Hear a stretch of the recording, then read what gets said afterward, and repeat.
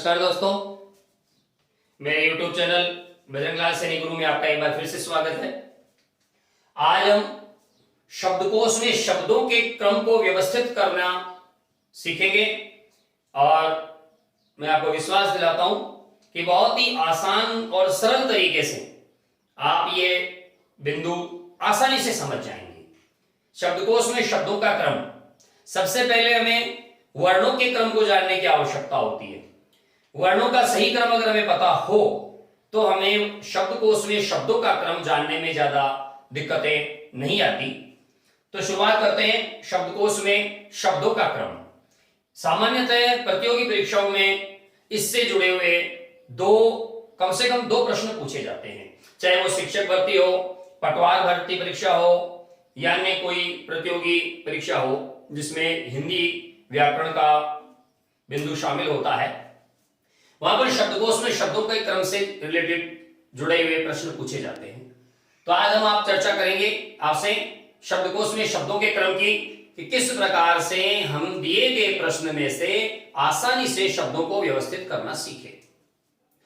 तो साथियों, शब्दकोश में शब्दों के क्रम से पहले हम ये देखें कि शब्दकोश में शब्दों का क्रम किस प्रकार व्यवस्थित किया जाता है।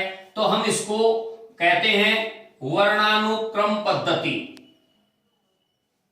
इस पद्धति का नाम है वर्णानुक्रम पद्धति। अंग्रेजी भाषा में अगर हम समझें तो इसको अल्फाबेटिकल ऑर्डर भी कहते हैं। वर्णानुक्रम पद्धति में क्या होता है कि हम हिंदी भाषा की जब बात करते हैं तो सबसे पहले अंग, शब्दकोश में सबसे पहले हम इससे निर्मित शब्दों को लिखते हैं। इसके बाद अनुनासिक, फिर अह,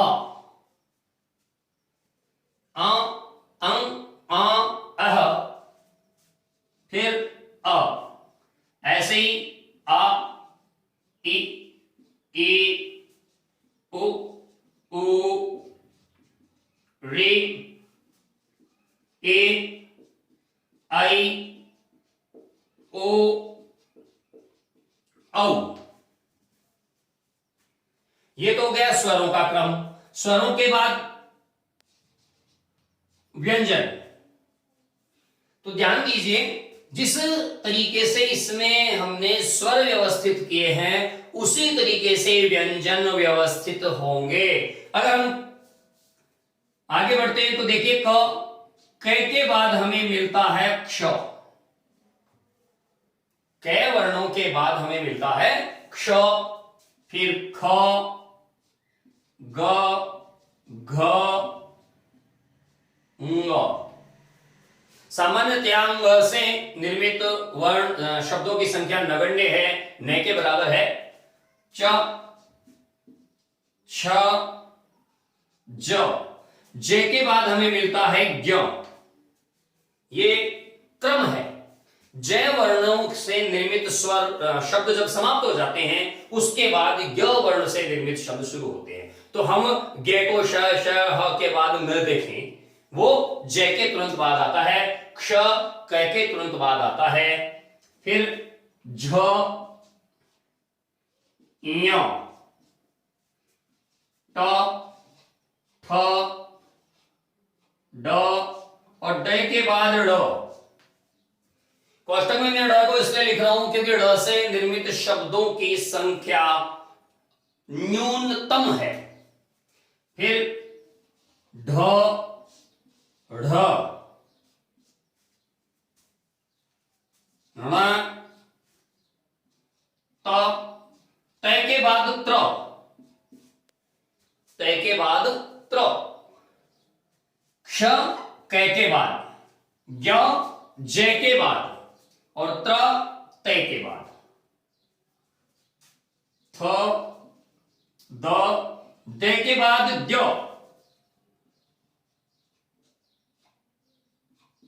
जिसको हम विद्यालय में प्रयोग करते हैं, उद्यापन में प्रयोग करते हैं, उद्योग में प्रयोग करते हैं, वो द्य। ध, न, प, फ, ब, म, य, र, ल, व, श। श, इसके तुरंत बाद हमें मिलेगा श्र। तो संयुक्त अक्षर की संख्या 4, 1, 2, 3 और ये 4। ये 4 संयुक्त अक्षर हैं। बीच में जैसे द का प्रयोग किया जाता है, द्वारा का प्रयोग, उसमें जो द्व का प्रयोग वो भी द में आ जाता है। श, श्र, श, स है। तो वर्णमाला में स्वरों का क्रम, वर्णमाला में व्यंजनों का क्रम। ये क्रम स्वरों का और ये क्रम व्यंजनों का। तो ये व्यंजनों का क्रम है और ये स्वरों का क्रम है। तो किसी भी शब्द को शब्दकोश में ढूंढते समय हमें इस क्रम का ध्यान रखना है, इस वर्णानुक्रम पद्धति का हमें ध्यान रखना है। अब जैसे ये तो संपूर्ण व्यंजनों की बात हो गई, हमें केवल क व्यंजन से निर्मित कोई शब्द दिए जाएं और उनमें हमें किसी को चुनना हो तो वो भी एक तरीका है, आपको बताता हूं मैं। सबसे पहले क में यहां से शुरुआत करते हैं। कं, क, कह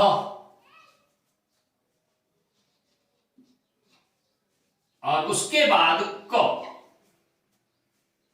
ध्यान से इसको समझें। कं, क, कह, क।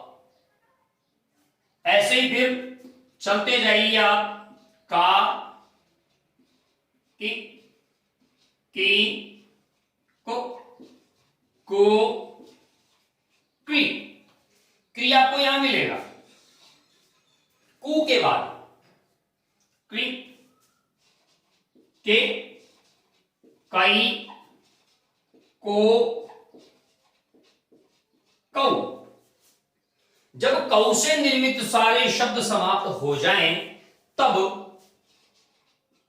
इससे निर्मित, हलंत से निर्मित, और हलंत से निर्मित शब्द कौन कौन से हो सकते हैं? जैसे क्र, क्ष, क्र है, ये हलंत से निर्मित है। क्ष, ये भी हलंत से निर्मित है। क्र में क्या क्या चीजें हैं? क, र, अ। और क्ष में क्या क्या चीजें हैं? क, श, ए। अगर क्र और क्ष में एक चुनना हो तो हम पहले क्र को चुनेंगे। तो इस प्रकार से ये क हलंत कैसे निर्मित वर्ण शुरू होंगे? कब? कौ के बाद। एक उदाहरण के तौर पर आपसे पूछ लिया जाए कि कृपा,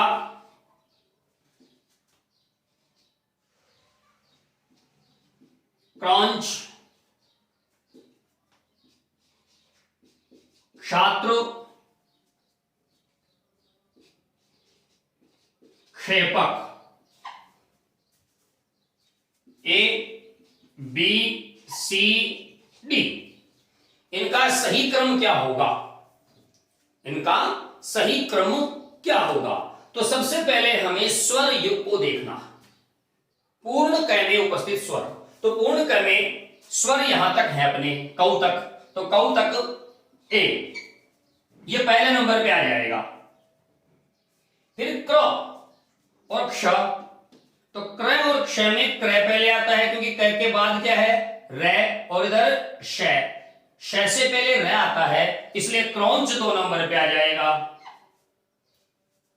क्षात्र, इसमें भी क्ष, इसमें भी क्ष, इसमें आ है, इसमें ए है। आ पहले आता है, ए बाद में आता है, तो इसका मतलब ये 3 नंबर पे है और ये 4 नंबर पे है। तो सही क्रम इनका होगा, उत्तर इसका कि ए, बी, सी, डी, ये इनका सही क्रम होगा।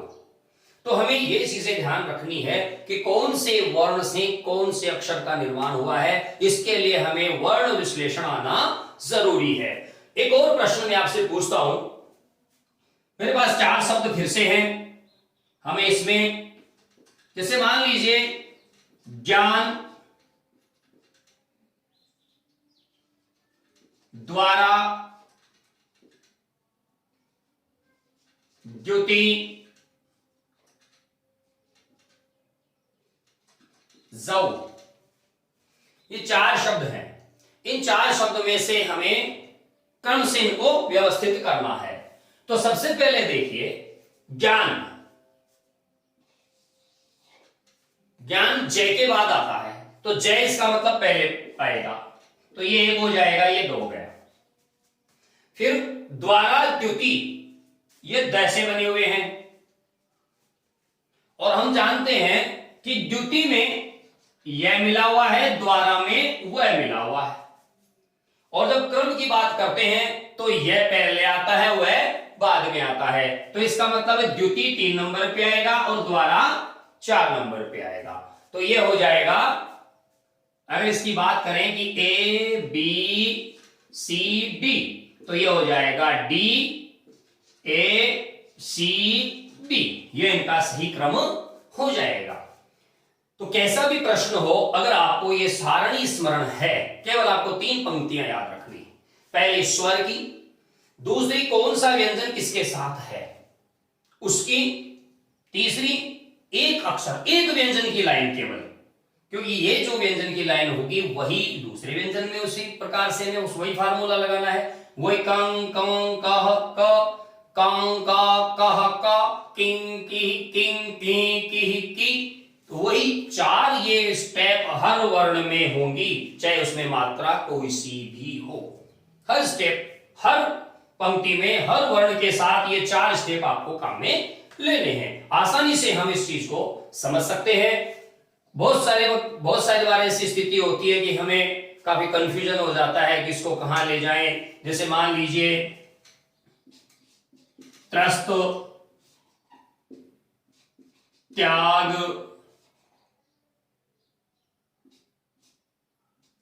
त्रास, त्यक्त,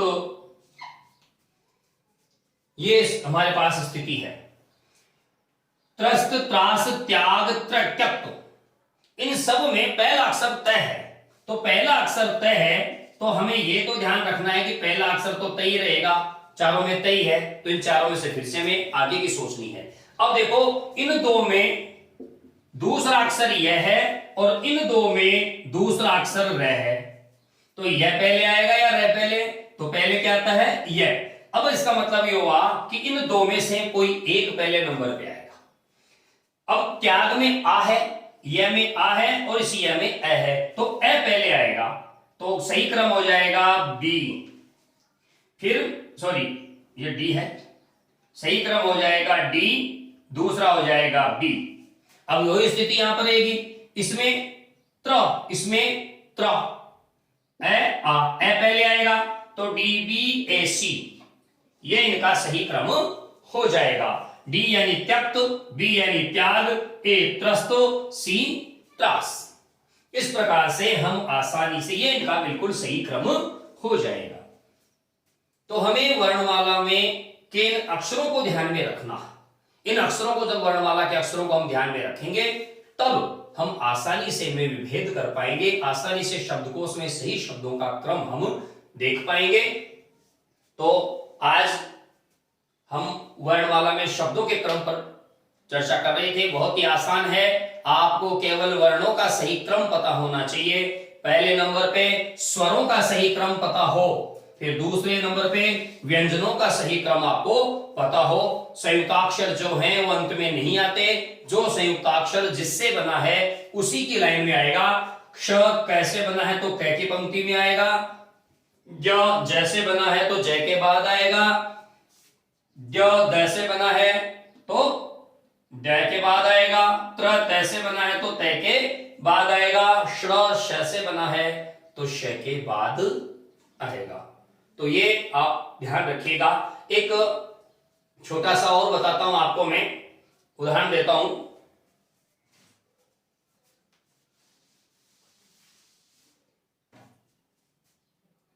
ये ए बी सी डी, मान लीजिए यहां पर आ गया क्या, क्रम, क्षत्रिय, कौरव। ये चार शब्द हैं। क्या? क्रम, क्षत्रिय, कौरव। इनको अगर हम क्रम देना चाहें तो आप एक चीज का ध्यान रखना हमेशा कि अगर चारों में कोई व्यंजन पूर्ण है तो उसकी मात्रा पहले काउंट करनी है। तो एक व्यंजन पूर्ण है, वो है कौ, तो इसका मतलब होगा सही क्रम ये 1 नंबर पे होगा। कौ के बाद इनका नंबर आएगा। इसमें देखिए, इसमें क्या है? क, इसमें क्या है? क, और य, इसमें है क और श, क्रम में है क और र।